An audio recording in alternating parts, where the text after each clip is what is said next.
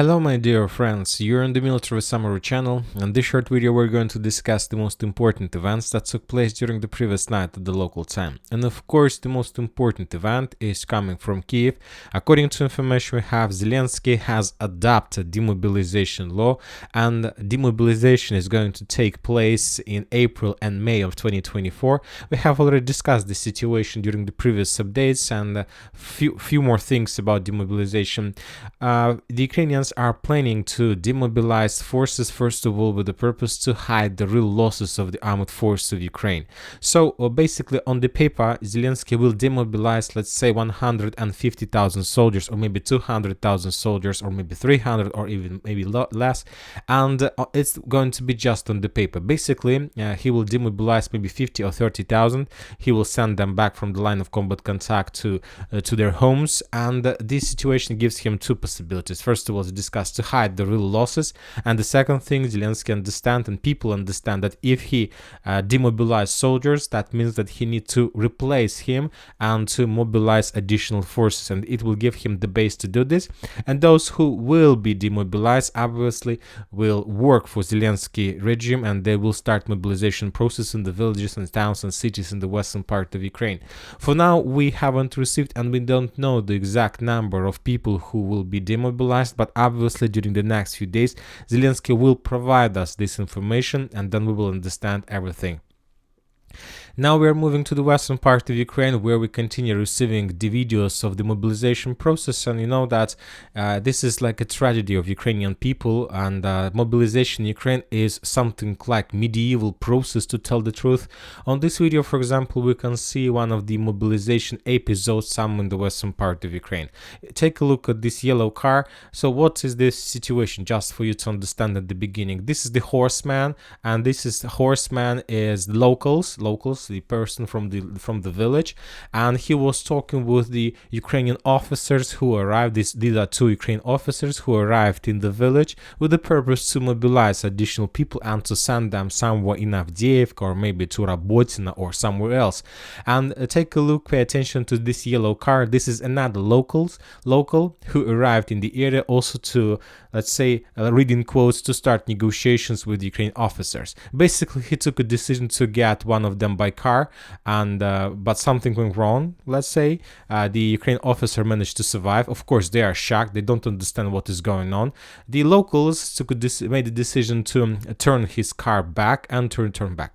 Now, pay attention to another episode, and now the most interesting part is going to happen. Is going to start.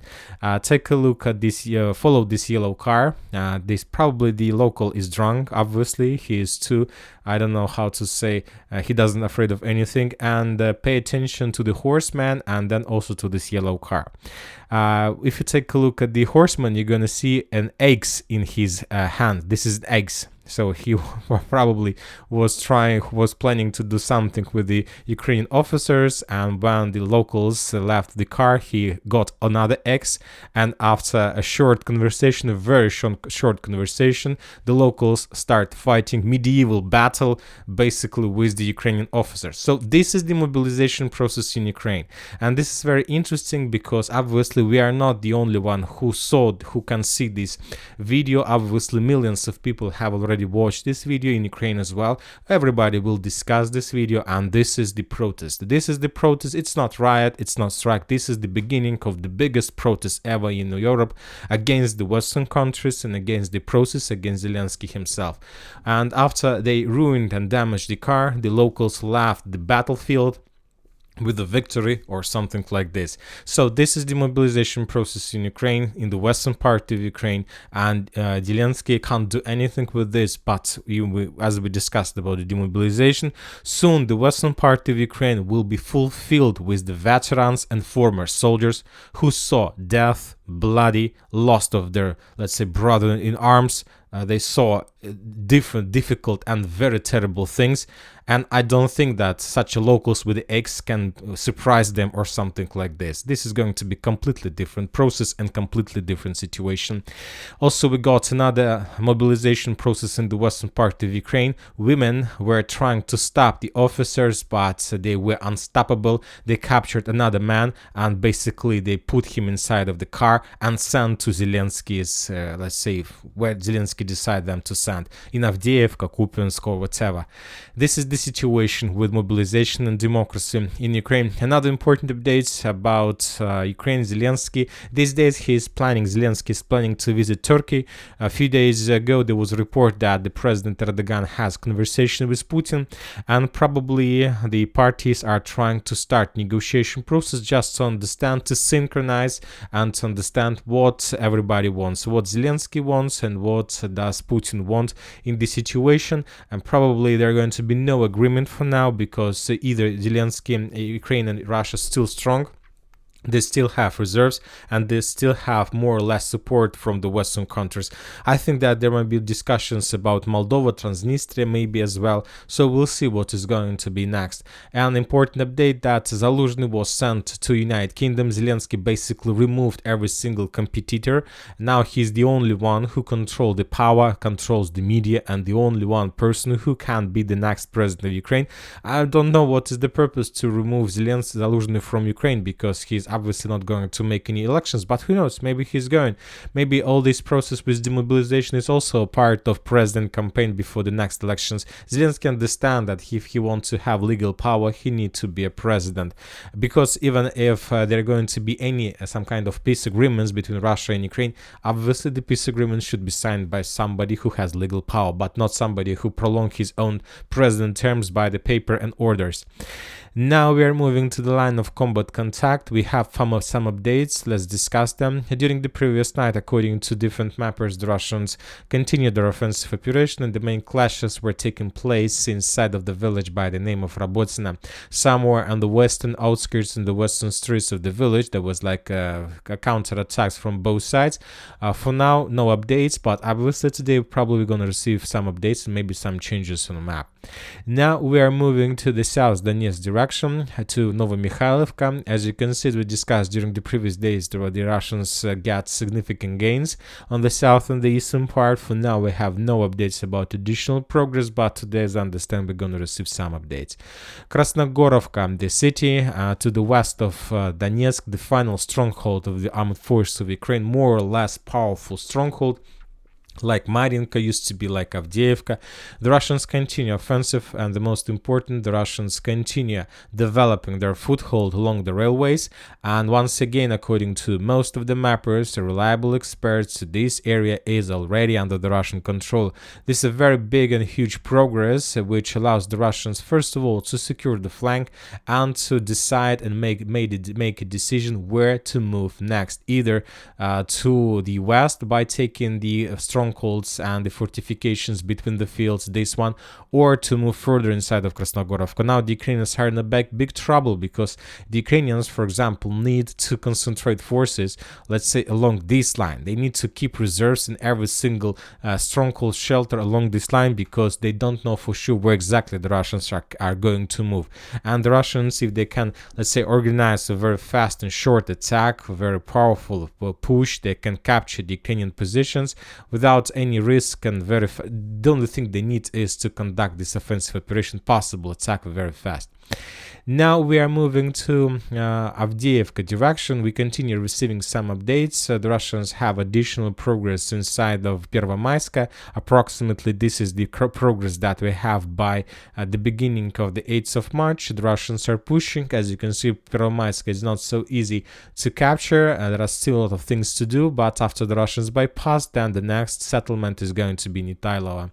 About Orlovka, we have additional progress in the south of the village along the first street, and this is approximately the Russian progress according to different mappers, but without any geolocations. According to information we have, the fierce clashes are taking place for Berdichi.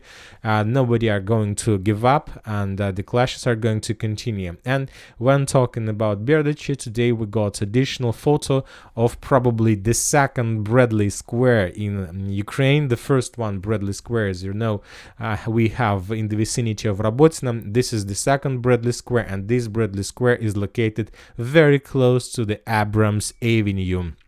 And I'll remind you that the eastern part of Berdichi is the Abrams Avenue, and now we have the entrance to Berdichi, additional, let's say, Bradley Square. 3 Bradley armored vehicles, as you can see, were damaged and destroyed and abandoned on this area.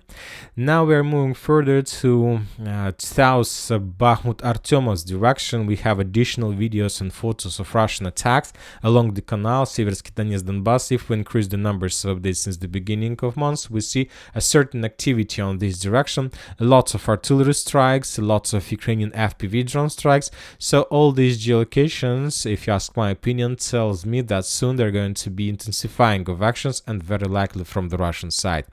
Now we have no updates from Klishevka or from Ivanovska. The only thing I would like to discuss with you is that Chasiv Yar slowly, step by step, is turning into another ghost town, another Avdiivka, another Bakhmut, another Mariinka, another towns and cities that we are going to see probably hundreds and maybe tens in the territory of Ukraine, abandoned towns by civilians as a result of clashes and as a result of bloody clashes in the territory of these cities. On this video, for example, we can see the Ukrainians walking down the streets and discussing the situation, that they're calling Chasiv Yar, let's say, not just Chasiv Yar, they're calling this city very simple Chasik. It's like very polite Chasik, yes, the town that used to have probably a few tens of thousands of population before the special military operation. Now the town is completely empty. The Russians continue their offensive operation in direction of Belogorovka. We have no updates, geolocations I'm talking about just the mappers, and according to information we have, additional buildings and streets probably were captured or turned into the gray zone. For now, for no updates on the ground. When talking about geolocations, Tierny direction, the Russians reported about very heavy clashes in the northern part of the village, once again without geolocations, without any confirmation, so let's wait. Maybe these days or this weekend we're gonna receive some additional details, and then we will be able to color the territory with the necessary color. And no updates from Kupiansk area. So now to finish the video, I would like to discuss with you important updates that we received today from the United States Embassy, United Kingdom Embassy in Moscow. For some reason, either United States and United Kingdom embassies warn their people, warn the, let's say, citizens of these countries, avoid the concentration of people due to possible, let's say, terrorist attacks in the Moscow or let's say not just Moscow, but all over the entire Russian Federation. Security alert: avoid large gatherings over the next 48 hours. This report was published today, so this weekend might be very, very, very, very bloody, at least for Russia, because, and obviously everybody understand that this is going to be not something like terrorist attack from Middle East. This is going to be terrorist attack from, let's say, Southern Europe or something like this. And that's it for the short video. Military Summary channel reminds we condemn any violence in the world. Thank you for watching. Subscribe to my channel, put your likes, join my Patreon, and have a good day. Bye bye.